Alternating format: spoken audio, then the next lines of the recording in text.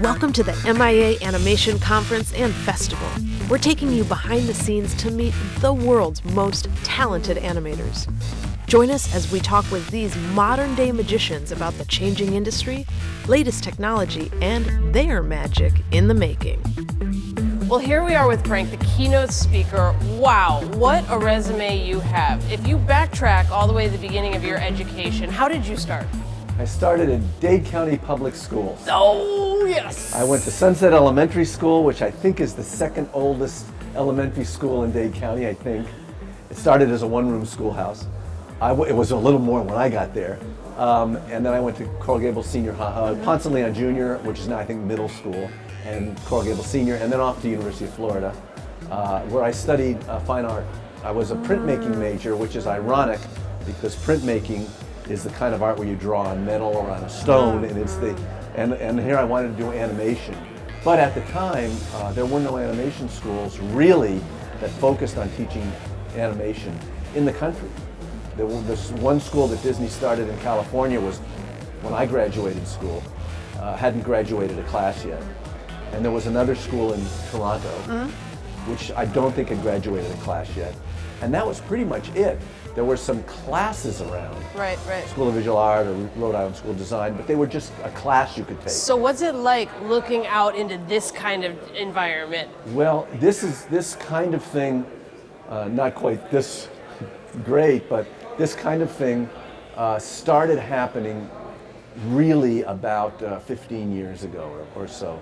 When I first started to recruit talent for Disney, Right. Which is now 1990, I started recruiting for Disney, finding talent.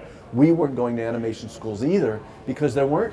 It was just CalArts and a couple of other schools that had classes, and going to illustration schools. Right.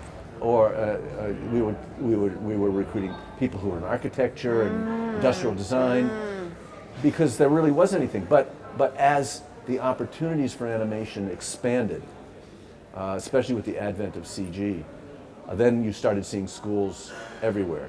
And now in LA, there's probably 10 schools, and then there's a school like this. There's schools all over the place, Right. because it's become a place where there's opportunity.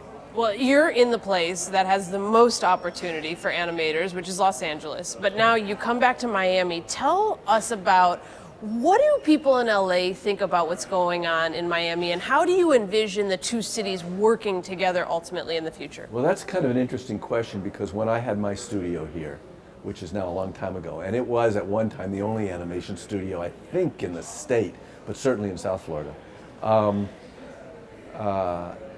that we had that same question. When is LA going to recognize how great we are?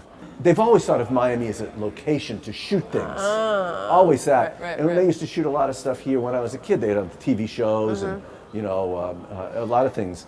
But they would bring the main crew from Los Angeles and then use the sub crew from here.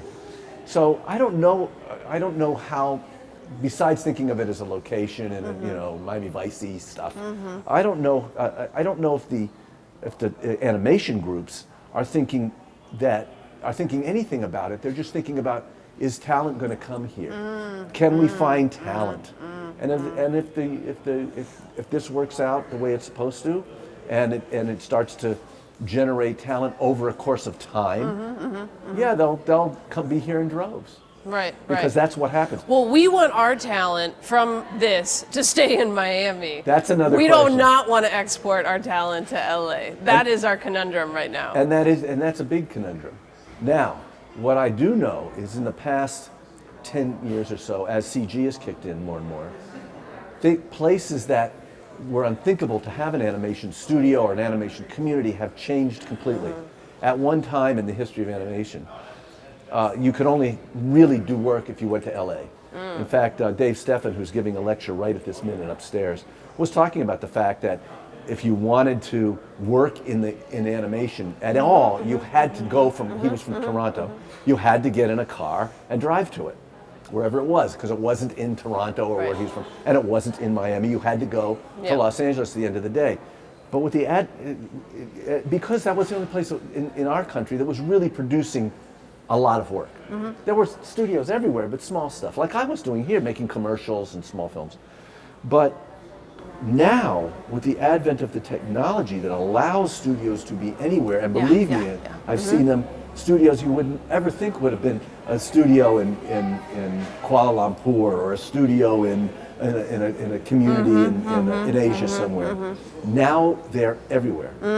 And because of that, you can, if you want, and if you get the backing for it, and if you have the right product to sell, and if you know how to tell a story well, you can have an animation studio anywhere. Look, Blue Sky is in Connecticut, and